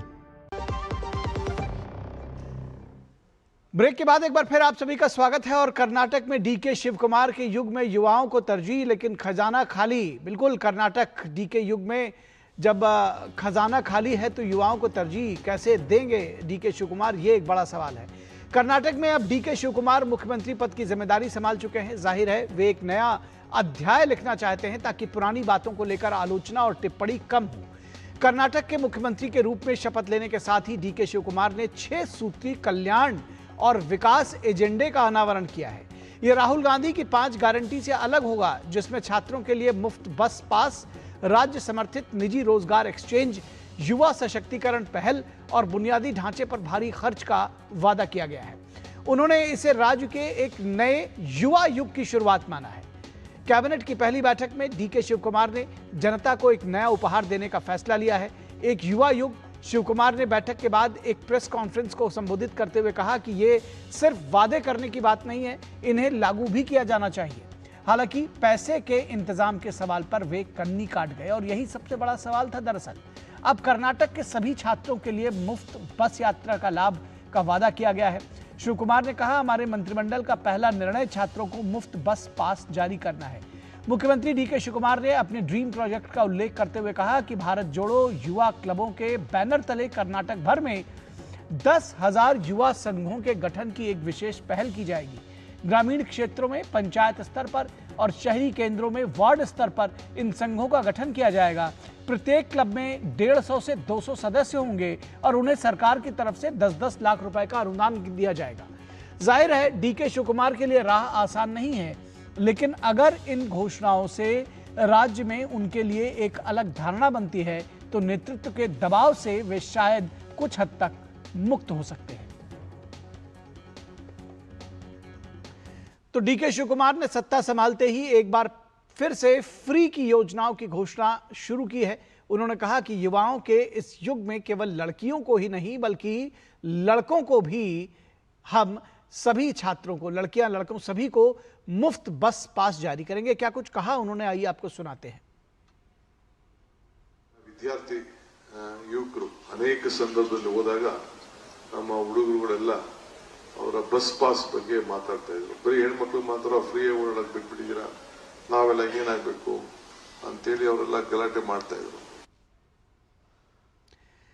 तो लड़कियों को नहीं, लड़कों को भी फ्री बस पास मिलेगा, ये कह रहे हैं डीके शिव कुमार। और कर्नाटक विधानसभा के नेता प्रतिपक्ष चलावादी नारायणसामी का कहना है कि डीके शिव कुमार नई योजनाओं का ऐलान तो कर रहे हैं, लेकिन सरकार बजट कहां से लाएगी, ये बड़ा सवाल है। अभी सिद्धरामैया जी मुख्यमंत्री थे, वो 5 गारंटी दिया था। उसके वास्ते अभी लीडरशिप चेंजेस हो गया। डीके शिव कुमार भी मुख्यमंत्री बने से उससे मैं कुछ कम नहीं, उसके वास्ते मैं भी 5 गारंटी देना तो घोषित तो कर दिया। छात्रों के लिए कंसेशन देना उचित है, मगर प्लान नहीं, ये काम करेगा, फेल साथ साथ हो जाएगा। शक्ति योजना में आप क्या फ्री दिया था महिलाओं को, उसमें अभी वो पैसे देने में गवर्नमेंट पूरे पीछे रह गया। अभी KSRTC वो BTS वो सभी लॉस में चल रहा है। इसके बीच में छात्रों के लिए अभी ये भी आप फ्री किया, तो आपका प्लान क्या है, पैसे कहां से आएगा, ये सभी सोच के करना था। और कांग्रेस की तरफ से कहना है कि ये हम अपने बजट के भीतर ही इन योजनाओं को लागू करेंगे। ये भी एक बड़ा सवाल है कि किस तरह से ये बजट के भीतर लागू करेंगे, जिसका वो दावा कर रहे हैं और कह रहे हैं किसी भी तरह से ये अन्य टैक्स नहीं लगाए जाएंगे। इस पूरी खबर पर बातचीत करने के लिए हमारे साथ हमारी संवाददाता ज्योति दफेदार जुड़ी हुई हैं कर्नाटक से, बेंगलुरु से। ज्योति, बहुत स्वागत है। और जिस तरह वो कहा जाता है ना कि कस्में वादे प्यार वफा, वादे हैं वादों का क्या, बहुत ये गाना आपने सुना होगा। तो अब लगातार एक के बाद एक वादे, पहले 5 गारंटी, अब उसके बाद फिर ये फिर से गारंटी। ये गारंटी पूरा कहां से करेंगे, कहां से आएगा बजट? गया डीके शिव कुमार जी ने सीएम के तौर पर पद ग्रहण करने के बाद ही तुरंत उन्होंने जो प्रेस कॉन्फ्रेंस किए उनमें 5 गारंटियां दिए हैं। उनमें ये एक गारंटी है कि छात्रों को यहाँ पे हम वो कह दे कि हम इक्वालिटी दे रहे हैं, लड़कियों को और लड़कों को भी फ्री बस पासेस हम दे रहे हैं। और दूसरी तरफ वो ये कहते हैं कि युवक संघ बनाने जा रहे हैं, 10,000 से ज्यादा युवक संघ बनाने जा रहे हैं। तो एक युवक संघ को लाख से ज्यादा उस पे वो वहां पे खर्च करना पड़ता है। तो पहले से ही हम अगर केएसआरटीसी या बीएमटीसी के बारे में बात करें, शक्ति योजना को लेकर अभी ही बहुत नष्ट में है केएसआरटीसी निगम, बीएमटीसी निगम। और उसके साथ साथ यस, अगर एक पर्सपेक्टिव दे के बच्चों के लिए, छात्रों के लिए आप फ्री बस पासेस दे रहे, ठीक है, लेकिन कहां से संतुलन कर पाएंगे आप? क्योंकि अभी भी आप देख सकते हैं कि जो कर्नाटका की जो बीएमटीसी की या केएसआरटीसी की जो नौकरों अभी तक उन्होंने सैलरी नहीं मिला है, उन्हें पीएफ नहीं मिला है। उस विचार को लेकर कर्नाटक सरकार के बिल्कुल पीएफ नहीं मिली है, सैलरी नहीं मिली है। जी यस जी, तनख्वाह देने के आपके पास पैसा नहीं है, डिफिसिट बजट हुआ है, सरप्लस बजट हुआ है, जो आप रेवेन्यू बहुत कम है, आपका जो खर्चा बहुत ज्यादा बढ़ रहा है। तो इस वक्त आप कैसे मैनेज कर पाएंगे? उसके साथ साथ युवक संघ को बनाना, यस, युवक संघ के बारे में अगर हम बात करें तो यहाँ के जो उनका जो पॉलिटिकल मोटो भी नजर आता है, क्योंकि उसमें क्लैरिटी नहीं है ये युवक संघ क्यों बना रहे हैं, किस चीज के लिए बना रहे हैं। यहाँ पे भी बहुत खर्चा होगे और पॉलिटिकल मोटो शायद होगा अब, क्योंकि इलेक्शन 2 साल के बाद इलेक्शन आ जाएगा। सो कांग्रेस बिल्कुल आपने ठीक बात कही कि पॉलिटिकल मोटो जो है वो साफ नजर आ रहा है ज्योति, क्योंकि युवाओं का संघ बनाने की बात है, उनको पैसे देने की भी बात है, लेकिन वो क्या करेगा, उसका एजेंडा क्या होगा, किस तरह से, ये सारी चीजें अभी अधर में हैं। तो जाहिर तौर पर ये इस बात के कयास लगाए जाएंगे और लगाया भी जाना चाहिए कि आप पैसा कहां से लाएंगे जो आप दे देंगे इन सबको। फिलहाल बहुत शुक्रिया ज्योति इस तमाम जानकारी के लिए और बातचीत के लिए। और अब बात करेंगे पंजाब की। पंजाब बीजेपी का नया दांव आखिर क्या है? अकाली बीजेपी रिश्तों पर भी लगातार चर्चा तेज हो गई है। पूरे जोश खरोश बाजे गाजे के साथ केवल सिंह ढिल्लन ने पंजाब बीजेपी अध्यक्ष का पदभार ग्रहण कर लिया। वे पंजाब बीजेपी के इतिहास में पहले जट सिख प्रदेश अध्यक्ष बने हैं। इस मौके पर हरियाणा के मुख्यमंत्री नायब सिंह सैनी, केंद्रीय मंत्री रवनीत सिंह बिट्टू, बीजेपी महासचिव तरुण चुग, इकबाल सिंह लालपुरा और पूर्व प्रदेश अध्यक्ष सुनील जाखड़ समेत कई वरिष्ठ नेता मौजूद रहे। कार्यभार संभालने के दौरान बड़ी संख्या में कार्यकर्ता मौजूद रहे और उनके भारी उत्साह और जश्न का माहौल दिखा। कार्यभार संभालते ही ढिल्लन ने कार्यालय में महाराजा रणजीत सिंह की तस्वीर का अनावरण किया। कार्यक्रम में अरदास और पूजा दोनों का आयोजन हुआ, जिसे बीजेपी की पंजाब की सांस्कृतिक और धार्मिक समावेशिता के प्रतीक के तौर पर देखा जा रहा है। बीजेपी लंबे समय तक शहरी और हिंदू वोट वाली बैंक वाली पार्टी मानी जाती रही है। ढिल्लन की नियुक्ति को ग्रामीण पंजाब और खासकर सिख समाज, जट सिख समुदाय में पार्टी की स्वीकारोक्ति बढ़ाने की रणनीति के तौर पर देखा जा रहा है। ढिल्लन का मजबूत राजनीतिक आधार मालवा क्षेत्र में है, जहां पंजाब की सबसे अधिक विधानसभा सीट है। बीजेपी मानती है कि 2027 के चुनाव में मालवा में बेहतरीन प्रदर्शन सत्ता समीकरण के लिए बेहद जरूरी होगा। ऐसा माना जा रहा है कि 2020 में शिरोमणि अकाली दल से गठबंधन टूटने के बाद बीजेपी पंजाब में अपने दम पर राजनीतिक जमीन तलाश रही है। ऐसे में पहली बार जट सिख चेहरे को प्रदेश अध्यक्ष बनाकर पार्टी ने साफ संकेत दिया है कि वो सिख बहुल पंजाब में अपना राजनीतिक विस्तार करना चाहती है। इस बीच हरियाणा के मुख्यमंत्री नायब सिंह सैनी ने अकाली दल के वरिष्ठ नेता और प्रकाश सिंह बादल के रिश्तेदार मेजर भूपेंद्र सिंह से चंडीगढ़ में मुलाकात की। आधिकारिक तौर पर इसे स्वास्थ्य संबंधी शिष्टाचार भेंट बताया गया, लेकिन राजनीतिक हलकों में इसे बीजेपी अकाली रिश्तों की संभावित नई शुरुआत के संकेत के तौर पर भी देखा जा रहा है। राजनीतिक हलकों में सवाल पूछा जा रहा है कि क्या बीजेपी और अकाली दल फिर साथ आ सकते हैं। अभी दोनों दलों की ओर से किसी औपचारिक बातचीत या गठबंधन की पुष्टि नहीं हुई है, लेकिन पंजाब में सिख वोटों तक पहुंच और अकाली दल की बदली हुई राजनीतिक परिस्थितियों को देखते हुए मुलाकात भविष्य के राजनीतिक तालमेल के संभावनाओं को और ऐसी चर्चाओं को हवा जरूर दे रही है।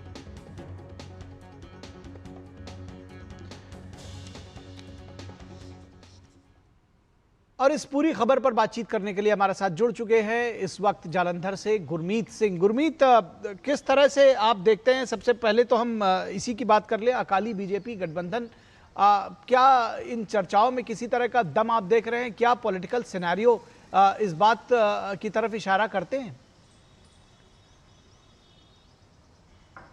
देखिए, जिस समय केंद्रीय गृह मंत्री अमित शाह निखिल पंजाब आए थे तो उन्होंने एक बात तो साफ की थी कि बीजेपी जो है वो पूरी ताकत इस बार झोंक देगी 2027 के चुनाव में और इस बार पूरी शक्ति के साथ, पूरी पावर के साथ चुनाव लड़ा जाएगा।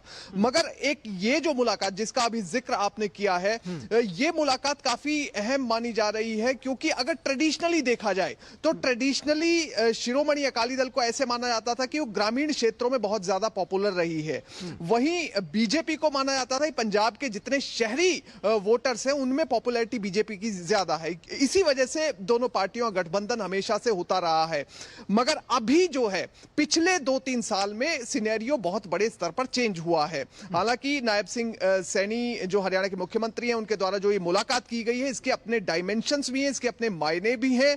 आगे अगले 2-3 महीने में 15-20 दिन में क्या निकल कर आता है वो बात बिल्कुल अलग होगी। मगर जो बीजेपी की टॉप लीडरशिप है, बीजेपी के कुछ लीडर हैं, वो ये चाहते हैं कि अकेले पार्टी अपने दम पर चुनाव लड़े। हालांकि एक धड़ा ये भी है, कुछ लोग ऐसे भी हैं जो चाहते हैं कि गठबंधन हो। अभी जो फिलहाल इक्वेशन है, अगर आप देखें बीजेपी की परफॉर्मेंस 2022 में जिस समय आम आदमी पार्टी सरकार बनी थी पंजाब के अंदर, उस समय बीजेपी का जो वोट शेयर था इलेक्शन के दौरान वो काफी कम था, तकरीबन 6.7% था। मगर 2024 में जो लोकसभा का इलेक्शन हुआ है उस दौरान पंजाब में जो बीजेपी को वोट पड़ा है वो तकरीबन आप मानकर चलिए कि 18.5%, 18.5 से 19% के बीच में पड़ा है। तो ये जो एक बड़ा बदलाव आया है, हालांकि लोकसभा चुनाव में मुद्दे अलग होते हैं मगर पार्टी ने अपना बेस पंजाब में बढ़ाया है, लोगों के ग्रामीण क्षेत्रों में इसको और विस्तार देना चाहती है नए चेहरे ढिल्लन के साथ में? क्या इसको ऐसे भी लेते हैं, इसको ऐसे भी लेंगे कि ढिल्लन को नया अध्यक्ष बना करके जट सिख के बीच में एक नया विस्तार दे करके, जिस परसेंटेज की आप बात कर रहे हैं उसको नया विस्तार देना चाहती बीजेपी? बिल्कुल बिल्कुल, यही पॉइंट है सबसे बड़ा, क्योंकि यहां पर जो केवल सिंह ढिल्लों हैं वो कांग्रेस के लीडर रहे हैं एक टाइम में और मालवा इलाके से संबंधित हैं, बरनाला के वो विधायक रहे हैं। और मालवा इलाका ऐसा है पंजाब में 117 विधानसभा में से जो है तकरीबन 69 सीट्स जो हैं वो मालवा इलाके में पड़ती है। यह माना जाता है कि जो मालवा पर रूल करेगा वो पंजाब की राजनीति पर रूल करेगा और यहां पर केवल सिंह ढिल्लों को पंजाब बीजेपी का अध्यक्ष बनाना सिर्फ और सिर्फ यहीं पर इसी डायमेंशन से बहुत ज्यादा महत्वपूर्ण है। दूसरा, जट सिख की यदि हम एक चेहरे की बात करें तो पंजाब में जितने भी मुख्यमंत्री हुए हैं तो उनमें से ज्यादातर जट सिख ही रहे हैं। अब यहां पर बीजेपी का जो ट्रेडिशनल वोट बैंक है और जो केवल सिंह ढिल्लों वाली इक्वेशन है, इसको मिलाकर यह लग रहा है कि पंजाब में बीजेपी एक ऐसा मैसेज देना चाहती है जिसमें कि सांप्रदायिक सौहार्द हो, जिसमें हिंदू सिख एकता हो, सभी साथ में मिलकर चले। इसके साथ ही पिछले कुछ समय में जो है कांग्रेस का जो पारंपरिक वोट बैंक था, क्योंकि पंजाब में जो पॉलिटिक्स चलती है वो 5-5 साल के हिसाब से चलती है, 5 साल ये पार्टी रूल करेगी, 5 साल कांग्रेस रूल करेगी। इस बार कांग्रेस को बहुत बड़ी उम्मीद थी, मगर कांग्रेस में जो है सबसे बड़ी समस्या यह है कि वहां पर मुख्यमंत्री का चेहरा ही फाइनल नहीं हो पा रहा है। पिछले कुछ दिनों में दिल्ली में मंथन चला, भूपेश बघेल ने मीडिया में बयान भी दे दिया कि हम लीडरशिप चेंज करने के बारे में नहीं सोच रहे हैं, मगर उस बयान का जो समर्थन है या उस बयान के बारे में जो बातचीत है वो सिर्फ अमरिंदर सिंह राजावड़िंग जो पंजाब कांग्रेस अध्यक्ष हैं उन्होंने ही किया है। उस आर्ग्यूमेंट को या उस बयान को किसी ने भी, बाकी प्रताप सिंह बाजवा, सुखजिंदर सिंह रंधावा, किसी भी नेता ने उस आर्ग्यूमेंट का समर्थन नहीं किया। ठीक बात है, कांग्रेस की अपनी मुश्किलें हैं, आम आदमी पार्टी सत्ता में है, एंटी इनकम्बेंसी फैक्टर है, उसकी अपनी मुश्किलें हैं और बीजेपी इन सब के बीच में ये कह रही है कि हम सिख और हिंदू की बात नहीं करते, हम पंजाबी की बात करते हैं। बीजेपी पंजाबियों की बात कर रही है। फिलहाल देखने की बात होगी आगे राजनीति किस करवट पर बैठती है। फिलहाल बहुत शुक्रिया इस तमाम बातचीत के लिए गुरमीत। तो इस वक्त के आज के अंक में बस इतना ही। हमारी पूरी टीम को दीजिए इजाजत। नमस्कार।